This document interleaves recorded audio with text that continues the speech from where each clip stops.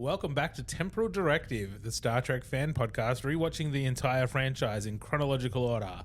I'm Gary. And I'm Tom. And this week, we're watching Star Trek Enterprise's Horizon.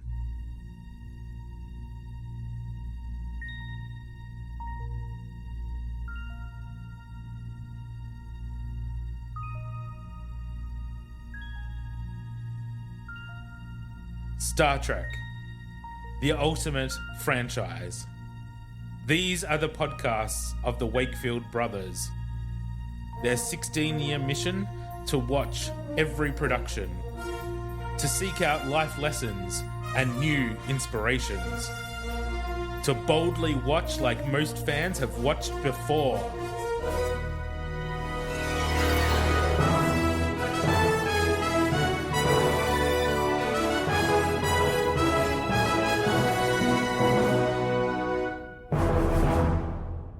Hello, Thomas. How are you? How's your week been? Good. Busy, but good. You know, I know you're just going to go, where? But Pretty good. much. Yeah.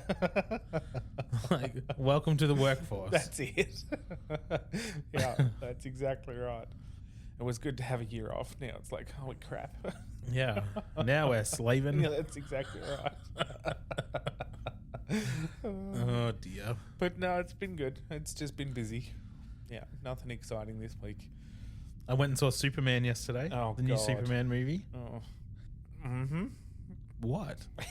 Why are you so critical and negative of everything? Well, Can't you just embrace new things? No, I can't. Fucking hell. I mean, I can, but there's certain things that I really fucking hate. Like, what's the point of doing Superman if you're not going to fucking do Superman? If you're just going to go, I'm going to take Superman and I'm just going to fuck everything up around it, and then I'm going to go, here you go, here's Superman. It's not fucking Superman. I haven't actually seen this one. I was going to know say that it's not going to be Superman. Why isn't it not going to be Superman? Because it's just not. Because Why? they don't do it anymore. What do you mean? Well, the last Superman movies we had were absolute fucking shocking. This is completely different. Oh, good. Was it good? It was okay. But I don't particularly like any Superman movies. Right. I love the idea of Superman. I think Lois and Clark was probably the only Superman I actually enjoyed at the time. It was very good. Because I was a kid. I don't think I would enjoy it now. And the Christopher Reeve movies are really just good. okay. No, they're just okay. I just tried to watch it with Adam, the first one, and I hadn't watched it for years. And I was like, holy shit, this is boring. Yeah. How did this ever become the standard? It was so boring. We didn't even finish it. It was that boring. I watch them every now and then. Fine. Man of Steel, passable. That whole era of DC, pass. Not for me. And this one is more like classic era Superman. This is more like the original comics. This feels more like a comic book movie. Well, good, because that's what Superman should be. It should just be... Right. So can we not be so critical as soon as I say that I've seen something? Maybe if they remake something, they're doing it for a purpose? Possibly. So maybe don't be so quick to jump to a conclusion, Tom. Well, You're just a negative, grumpy old man. I may go and see it, or wait till it comes out, because I won't spend money because it's probably going to be shit. But I will wait to see it when it comes out. Anyway, I enjoyed Superman. It wasn't the best movie I've ever seen. Yeah. Even though I thought the movie was kind of just okay, I thought the guy who played Superman, perfection. Yeah, right. He really embodied the character. All right. Let's get into this week's episode, shall we? Okie dokie. This episode is called Horizon, written by Andre Bormanis, who started writing for Voyager and whose name has appeared a lot for Enterprise. Yeah. Directed by James A. Contner, his fifth and final Enterprise directing credit, having directed the excellent episode Dear Doctor in Season 1, the fantastic episode of Carbon Creek, and then he did Minefield and The Communicator. So, go either way. And I'm sure I've mentioned before, but this director has also got a lot of directing credits for Buffy and Angel. Yeah. The original air date for Horizon was April the 16th, 2003, and the IMDb synopsis reads: Mayweather temporarily leaves Enterprise to visit the cargo ship Horizon, where he was born and raised. Meanwhile, the Enterprise crew observes an unusual planetary event. Exciting. It's like Mayweather. Yeah, so that's what my brain did there. I was like, Which hang on. one there was a character Mayweather? called Mayweather. I'm glad they told us who he was by telling us he was on a fucking other vessel, because otherwise A cargo ship. Otherwise I would have forgotten completely who he was. Yep. I've got a quote from Anthony Montgomery, who plays Mayweather. In an interview conducted towards the end of the first season of Enterprise, Anthony Montgomery suggested that it would be good to see Travis Mayweather's parents make an appearance in the show. He said when this episode came out that he was pleased with it, saying it was a really touching episode for me. You get a feel of how hard it was for Travis to leave the family and join Starfleet. So that's what we're in for. Okay. Hopefully. All right, let's go watch it. Okey-dokey. And we're back from watching Star Trek Enterprise's Horizon.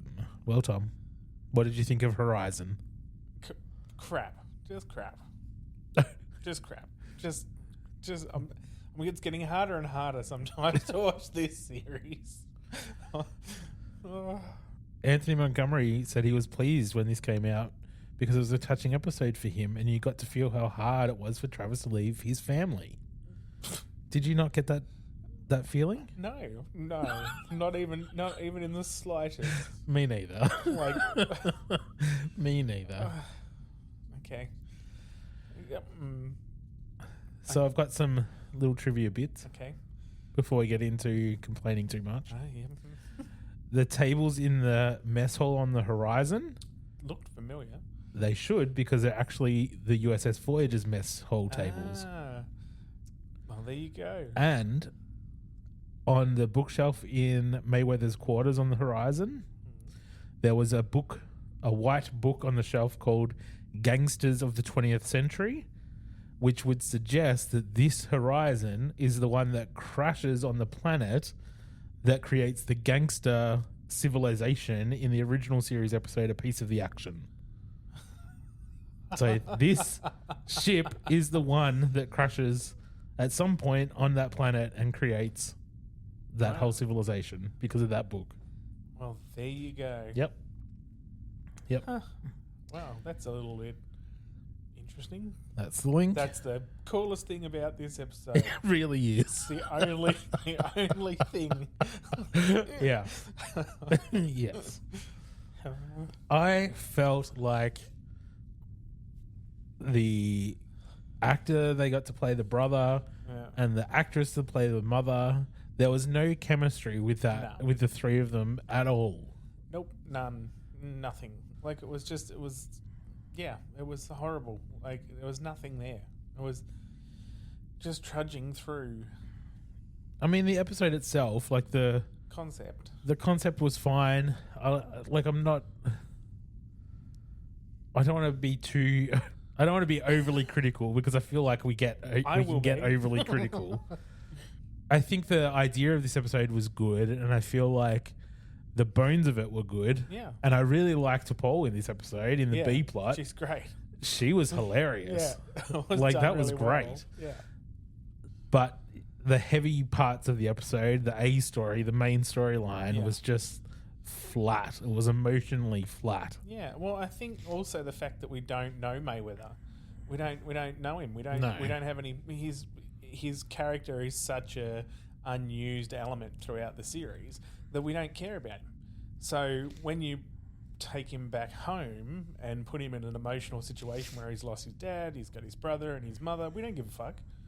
Like, we have no emotional attachment to him as such. So if you want us to get emotionally attached, you've got to bring a lot to that as an actor and as actors to make us feel that and bring that up when you don't have much of a character in the rest of the series. And so I just didn't feel it at all. Like, I just didn't feel that. I mean, I don't think it's because we don't know the character. I think we have guest actors that come in and have impactful episodes where we don't know them. But Yeah. these actors just didn't embody like they had history together. Yeah, that's it. Like, it just, They were just- don't have it. Yeah, there was zero chemistry between them. There was just nothing. It was just line reading. Yeah. Trudging through. Yeah. Yeah. Okay. Speaking of trudging through, let's talk about the episode, shall we? Yes. Shall we? I mean, we watched it. We might as well talk about it. Let's go through it again.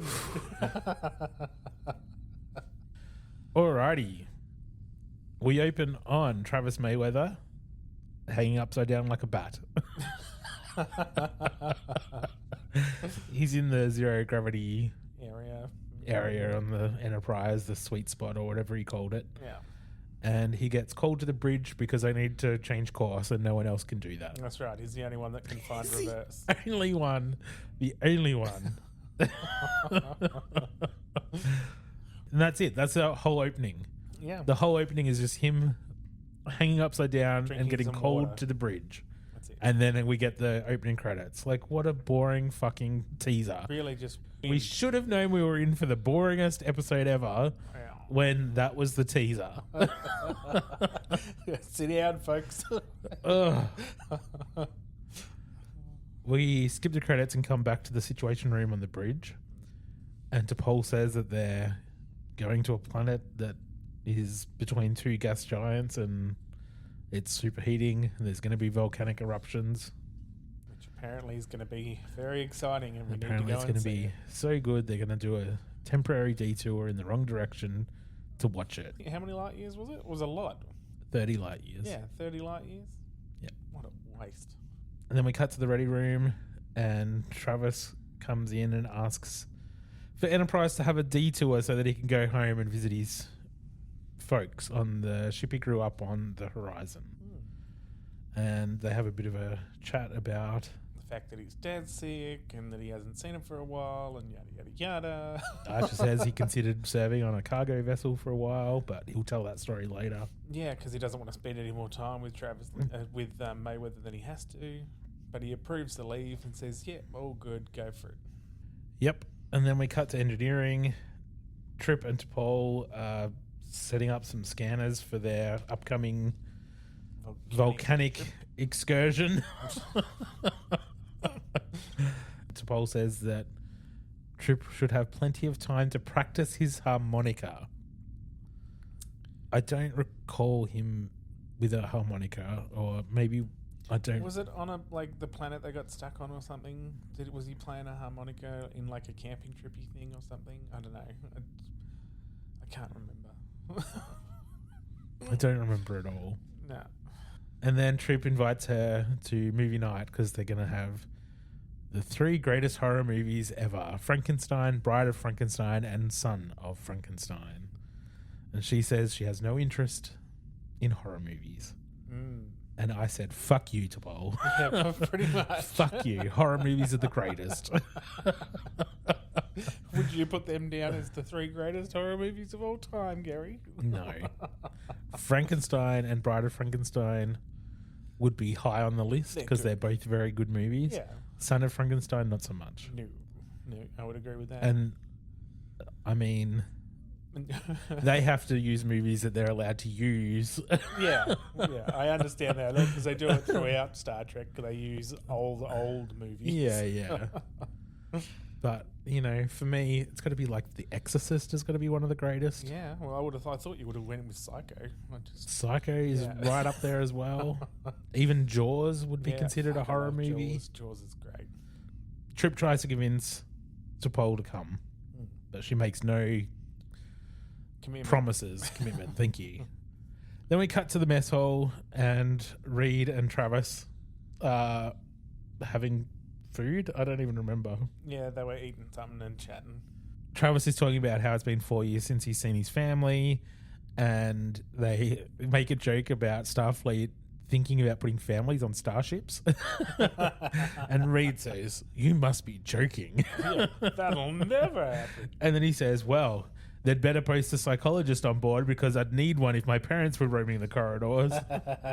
Hello, Councillor Troy. Yeah, very funny.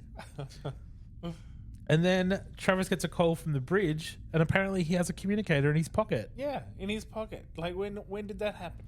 I don't know. Do they just start carrying them around because they just need to be accessible now? No one's ever had them just carried around on the ship. It's ridiculous. Unless the comms are down and they grab communicators. But otherwise, they have the wall panel communicators. So why bother with the one in your pocket? Exactly. It defeats the purpose of having the wall communicators at all. Just don't understand. It's just the most random thing to happen. But whatever, of course. Just write it in because you needed it. That's right. Because you didn't want to have a camera set up for another shot where he walks over to the wall. Exactly. Anyway, he says that Hoshi says that he's got a call from the horizon, and he tells Hoshi to put it through to his quarters. Then we've got a shot of the Enterprise at warp and a captain's log saying that they're on course for their rendezvous with the horizon, but unfortunately we've just received word that Ensign Mayweather's family is facing an unexpected tragedy. Luckily, he said 2 minutes ago that his dad had been sick. Yeah. So we knew what was up.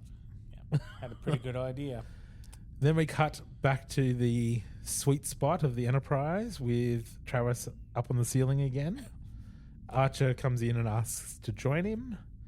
Then the soap opera music starts while they have this big, deep and meaningful conversation about how he actually died like 6 weeks ago and civilian channels are slow. And Archer tells Travis about the letter that his dad sent him about how amazing a pilot he is. Yeah, stick and rudder man.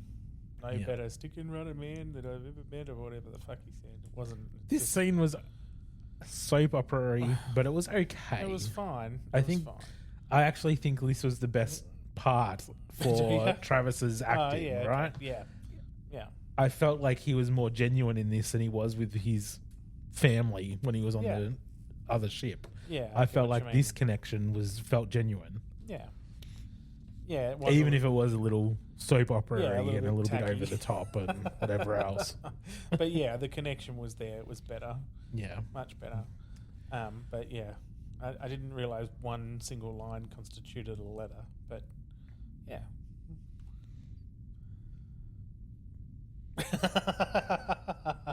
Well, if you put it in an envelope and put a stamp on it, it's a letter.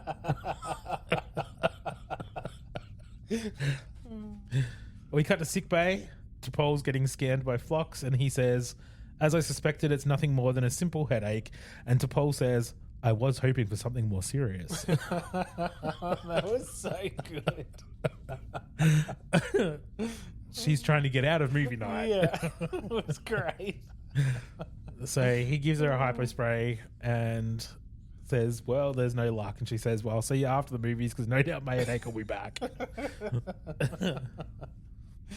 We cut to the corridor and Trip is walking Travis to the airlock and they have a chat about nothing. He gives him a pad with a bunch of photos that he's taken of Travis on his away missions and shit. Which I never saw him take, but... Well, we did actually. Did we? Yeah. Oh. Yeah. Early on, he had a camera all Yeah. the time. He was taking photos all the time. Yeah, that's right. He was too. Yeah. Yeah. Then we go to commercial and we come back and we're on the horizon. And I got to say, it looks pretty clean for a blue collar ship. Yes, the walls looked a bit older and like scuffed, but the actual ship was clean, and not just in the corridor, in the cargo bay, on the bridge. Everything looked clean and tidy and really organized. I would have expected a cargo ship to be more like truckers. Do you know what I mean? Like if you watch, there's this reality show about truckers or whatever, and you see in their fucking dashes, there's just shit everywhere. Yeah. Or you go to a workshop and there's fucking titty calendars on the wall. Like, I'm not saying they should have had titty calendars on the wall, but there could have been a futuristic version. Yeah. 3 titty That's what I'm woman. about to say. The woman with the 3 tits on the wall. Or just like an alien on there, like with the fucking tentacles and shit coming up. Something. just something to make it look different than a fucking Starfleet ship. Yeah, because it was very... This just looked like an old Starfleet vessel. Yeah. It could have just been an old ship. Yeah, it could have been. I know what you're saying. It looked a little less lived in, really. Yeah. Yeah. Yeah, absolutely. For one that's meant to have been going for generations. Like, literally. Literally generations, Yeah. and there's no character. There's not even a crumb on the floor. Like, it just makes no sense. Like, it wouldn't be that clean. No. Like, there would be scuffs and stuff like it had, but it's not.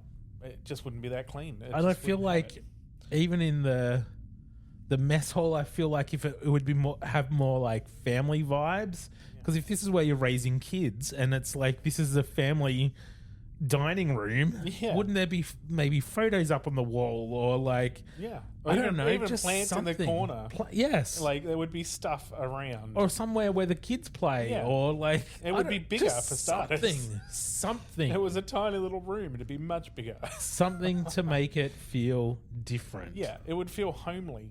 You would think so. They've lived in it for generations. Exactly. Anyway. Back to the corridor. Sorry. No, don't be sorry. It's fine. I started it. So Travis is catching up with his mum, and his mum's asking him questions about a mission. All the missions they've had. All the missions. She's got all the gossip, apparently. And then he says that they're heading off to a particular station just to pick up some supplies. And he bumps into some welder in the hallway who gives him a hug. And did we even get his name? No name. No, and we never see him again. Never see him again. It was like, I get it, but like, why do it really? Like, if you're not going to actually deliver anything. They could have had him chat with him again in the mess hall before his mum come in or something. Yeah. Something. Like, anyway. Give it more depth, but just whatever, surface it. Or maybe he could have run into that woman. He sees that woman later on. Exactly. Maybe he could have run into her in the corridor and said, hey, I'll catch up with you later. And then she goes and visits him and then fills in the story. Exactly. See, that would make more sense than running into some random guy. Yep. Maybe they just didn't want to put a woman into a welding suit back then. Whoa. Back then. Not me. Them. Back then. Back in the early 2000s. This is after we had Captain Janeway. I feel like women can weld in the early 2000s. We had Captain Janeway, and then they gave us 7 of 9. So, they sort of progressed and then went backwards. 7 of 9 in Picard is kick ass. Is so good. Yeah, she is amazing. We're getting off track again. Sorry. So Travis's mum, Rihanna, escorts him to his old bedroom, which she's kicked out the people who actually live there, thrown out all their stuff, and put all his old childhood shit back into the room, which makes no sense to me whatsoever. So he stayed in there while he was growing up, right, by himself without the rest of the family. He just had his own little quarters.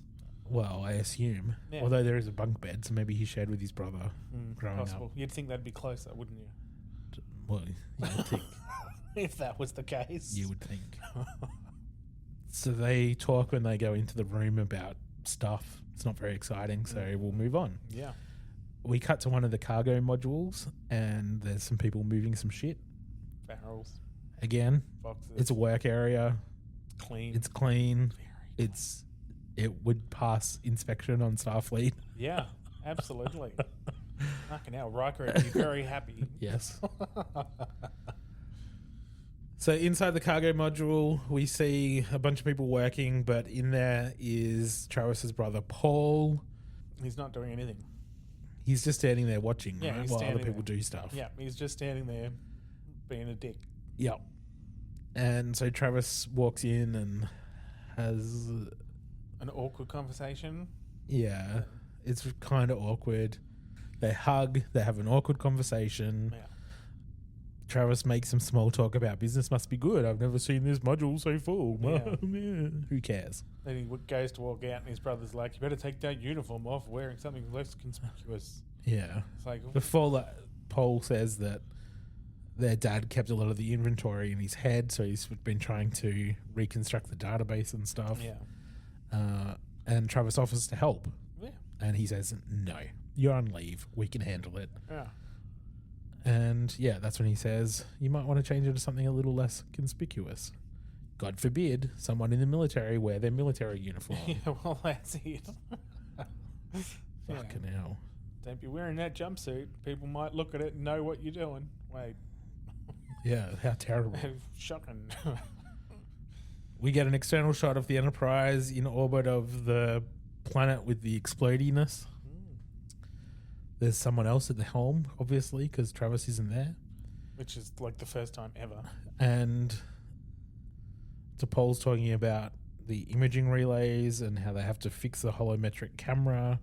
And Archer wants to transmit the photos that they take to Admiral Forrest back on Earth. And that's it. Then we cut to the Situation Room at the back of the bridge. And Trip is trying to convince T'Pol to come to the movie. And she is trying to convince them to do something other than the movie by saying that Frankenstein is also a work of literature. Yeah. And then Trip says Mary Shelley wrote it, the wife of a famous poet. Is that all? I'm sorry. Exactly. Wife of a famous poet? I have no fucking idea who she was married to, but I do know who the fuck Mary Shelley is. That's it. Like, what the fuck? What the fuck is that about? Wife of a famous poet. Yeah. That is the only credit to her name. Yeah, apparently. Who is What the fuck? Yeah, right. And who is she married to? Like, famous poet? Who? I don't know. I'd have to Google it. Yeah, that's right. Can't be that famous. No, because who the fuck is he? We all know who Mary Shelley is, but we've got no fucking idea who he is. Like, so what? It's more like he's married to Mary Shelley. Exactly. Exactly. What the fuck? Just say Mary Shelley wrote it. Yeah, that's right. That's it. Th- That's it. That's it. Exactly. That is it. What the fuck? Yeah. Or a famous author, Mary Shelley. Yeah, she was a famous author. Yeah. Or she was ahead of her time, or like Yeah. she pushed the boundaries of science fiction and horror. Like, Yeah, exactly. give her credit for the fucking work she did instead of giving her credit for being married to some famous poet. Famous poet. What the fuck? It's I fucking hate it.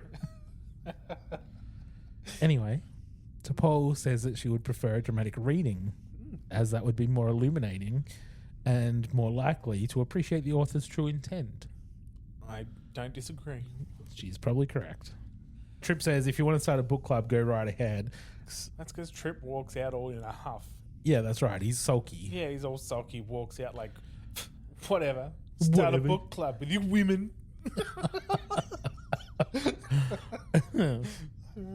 But the captain comes over and basically tells T'Pol that she has to go. And you're coming for dinner first because I'm the captain and I get my way. That's right. I'm the captain. You're going to come out on a date with me. You're Yeah. going to come for a meal. We're going to go out for a movie and you're going to like it. Pretty much. Yeah. Yeah. We get a shot of the horizon at warp. And we cut to the horizon bridge. Again, very clean and nice. I did also notice that the computer panels all over the horizon bridge are the exact same ones as Enterprise. Yeah. The imagery looks the same. The framing is the same. It's just They've just taken them off. they've just taken the panels from the bridge of the Enterprise and put them on this ship. Yeah. But Travis is doing some upgrades. Paul comes in and says, I didn't ask for any upgrades. You were busy. I didn't want to bother you. I'm the captain. Blah, blah, blah. Yeah. What happens if they break down? Well, this shit was already broken down. I fixed it. Fucking Jesus. And what if it breaks again when you're not here and you're Yeah. out of comm range? Huh? Who's going to fix it then, huh? Well, it's already fucked now, so I'll unfix it for you. Fucking Jesus. You and me would, because we're brothers, obviously, we would have a different communication in this situation. Because I just tell you to get fucked. Me too. Me too. You'd fix something and I'd say, what the fuck are you doing? This is my ship. And you'd be Yeah. like, get fucked. That's right. I'd be like, get fucked. I'm not saying you get fucked. No, Yeah. you get fucked. I'd be like, it's fucking fixed. Get over it. Move the fuck on. So we cut to Travis in his childhood bedroom. He's just lying on the bed because that's what you do on holidays. And you're sulking. And yeah, sulking because his brother got mad at him. Some blonde woman comes in, Nora. They hug and reminisce over their childhood together. And then she basically says that things have not been going so well since Travis's dad died, and that Paul's doesn't seem to be up to scratch as a captain, and Morell's been pretty shit. He says he's only been captain for a few weeks, maybe let him settle into it. Which is fair enough.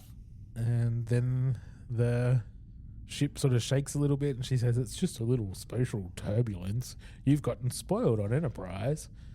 And then we can hear that it's clearly gunfire. They're clearly getting shot at. Then we get an external shot of the horizon under attack as it goes to commercial. We come back to the bridge.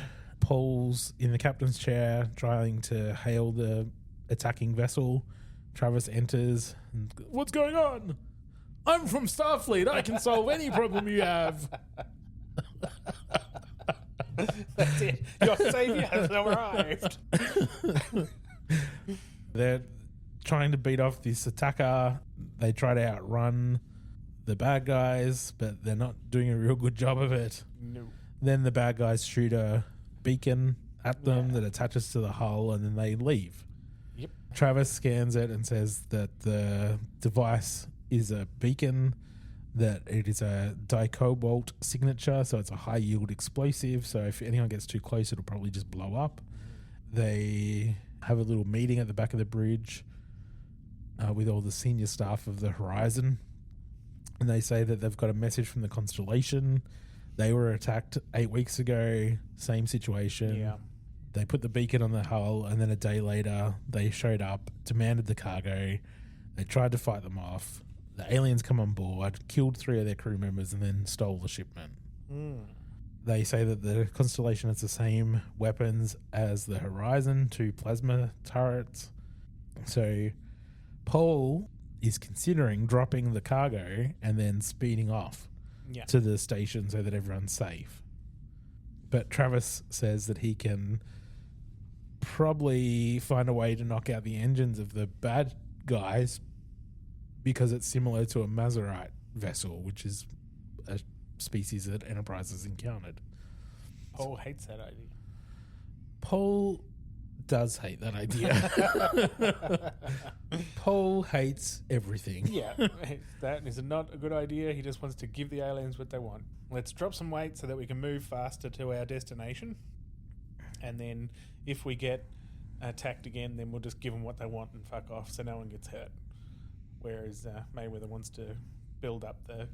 Well, Travis says, if there's one thing I've learned from Captain Archer, it's that you don't give in to people like this. You're only going to encourage more attacks, not just against you, but other cargo ships. And Paul says, I appreciate the advice, but this isn't your problem. You're not part of this crew anymore. Jettison that ore and increase our speed. Yep, that's right. Then they all fuck off, and except for Mummy, who says, even your father had to make compromises. That's not how she spoke, but... We cut to the Enterprise mess hall, and the 1931 classic film Frankenstein is being played. T'Pol starts reading the sensor data on her pad, and Archer says, I thought you were going to give this a chance, so she puts it away reluctantly.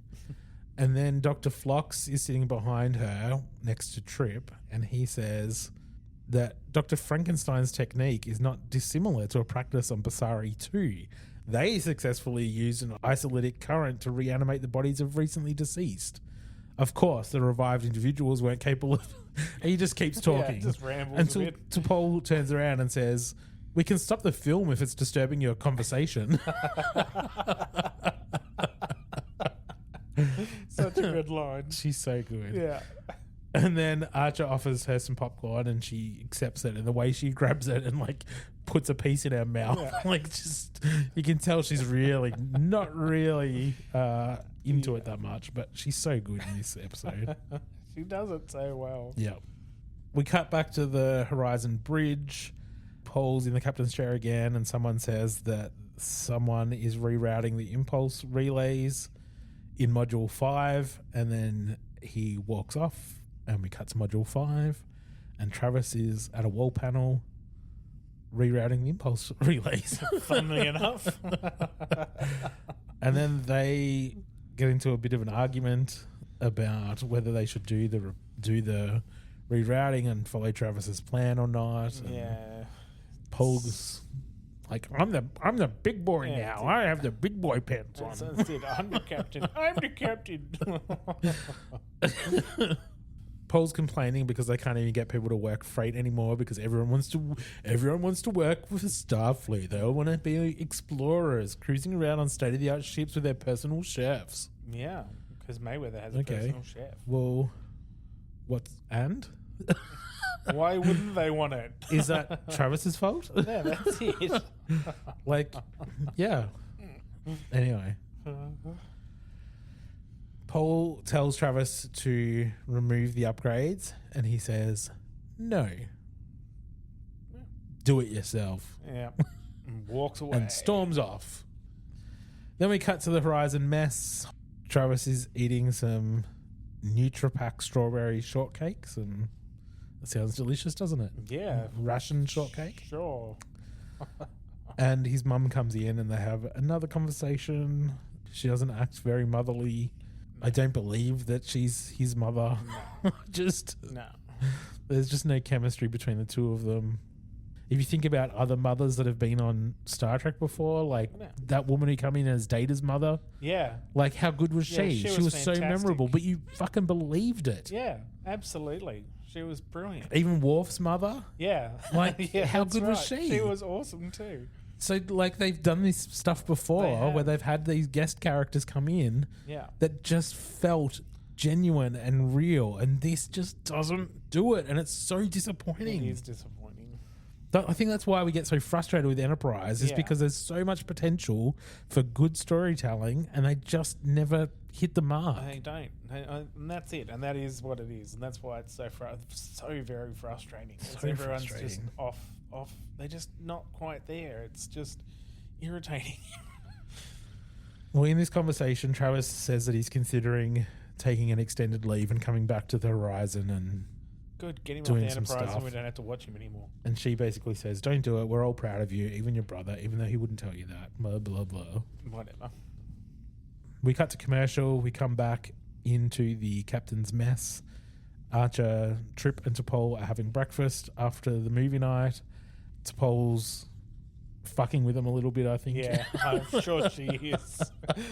Saying that from her perspective, the story of Frankenstein is a story of an individual persecuted by humans because he was different.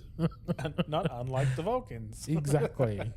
I'm going to suggest that Ambassador Savol watch the film. It would help Vulcans who've recently arrived on Earth. So good. Yeah, it's good. And then Hoshi calls and says you might want to look out the window. They do, and there's volcanoes erupting. They move out onto the bridge, and Reed says that these eruptions are getting close to Enterprise. Archer says take us up another 5,000 kilometers. T'Pol says that she's reading biosigns of the planet. Apparently some microbial species that live underground are being unearthed by the volcanic activity.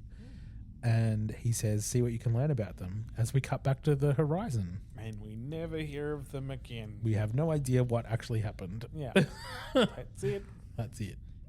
So we cut back to the Horizon Bridge. They're under attack by the alien ship that's come back. They're asking the Horizon to surrender and evacuate the crew. And Paul just says, yes, no worries. We will do exactly that. You can have everything you want. And their whole crew Paul is says, survived. I'll give you our cargo, but not our ship. Oh. That's not what he said he was going to do. Oh.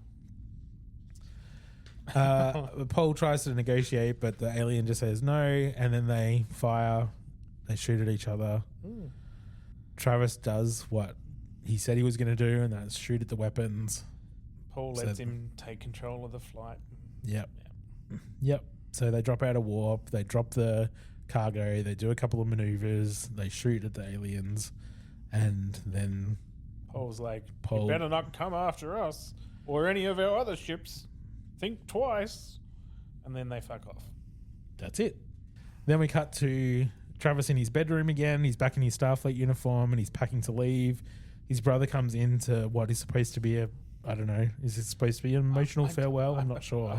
I'm assuming they were going for that awkward patch up, thank you-y sort of emotionally momenty thing, but it didn't fucking work. Didn't work. They shook hands at the end. Yeah, I know. Like, hug.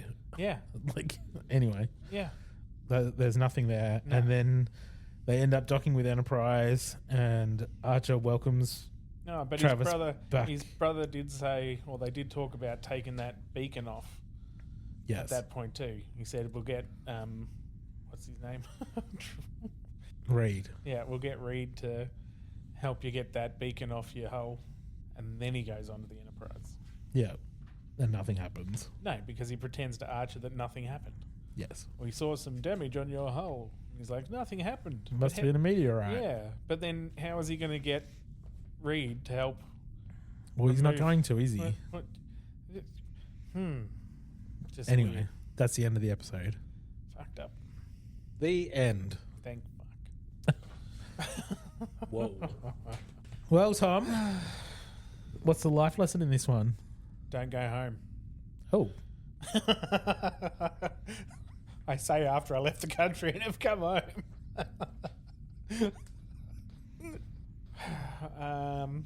Always be there for family. Respect each other's choices instead of holding grudges. No, because that's not what the outcome was. Because, What do you mean? Well, neither of them respected each other's choices even in the end. Because he did. Paul took Travis's skills and advice and ended up doing what Travis said to get away from the aliens. Only because he was forced to, not because he chose to. Yeah, but then they were friends again at the end. Well, if you call that. Well, that's big bad acting and bad chemistry. I think respecting each other's choices and not learning grudges. to get along with other people. Like, not being so arrogant and being able to take other people's advice. Yeah. Like, accepting that you're not alone and help. Yep. All right. Yeah. It's not very solid because the episode's not very solid. Well, that's I like it. All right. Let's talk about IMDb ratings. Our examples of 1 episodes of Voyager's Threshold and Next Gen's Code of Honor. Examples of 10 episodes in Next Gen's Tapestry and Deep Space Nine's Far Beyond the Stars. What are we going to rate Horizon, Thomas? It goes low. Like, the concept's fine, but I don't even know if that saves it much. So I'm going 2 at most. I really did not like this. I did not. The only thing that saves it is the concept was okay, and then the B story was kind of funny. But that's it. Is this as bad as The Communicator and Shale? Yes. I'm probably aiming more for a 3, to be honest. So that puts us on the par with Kanamar, the prison ship, and Minefield. Yeah, I'm thinking a 3. More than a 2. The last episode with Travis, with the Fortunate, the other cargo vessel. Do you remember that one? That one's pretty bad. Yeah. We gave that a 2. Yeah. And I feel like this is a little bit better than that. Yeah, okay. All right. Well, all right. 3 it is. 3. All right. Yeah. I mean, 2 or 3. Neither of them are particularly glowing reviews, are they're they? not. So, all right, we'll go with a 3. Yeah. Well, if you're listening to this on the day it gets released, you would know that Strange New Worlds has already been released. Yeah, so by the time we get to air this episode, the season 3 would have already started. Nice. So we will be back before next Friday's regular episode with a recap of the Strange New Worlds premiere, which we're very much looking forward to. Certainly are. In the meantime, you can find us on Facebook at Temporal Directive Podcast and Instagram, just Temporal Directive, or you can email us at wakefield_productions@outlook.com and talk to us about this episode or Star Trek in general or what you thought of Strange New Worlds or anything at all. Feel free to reach out. yeah, we'll be back with Strange New Worlds. And then next week's episode is The Breach. Live long and prosper. Peace and long life.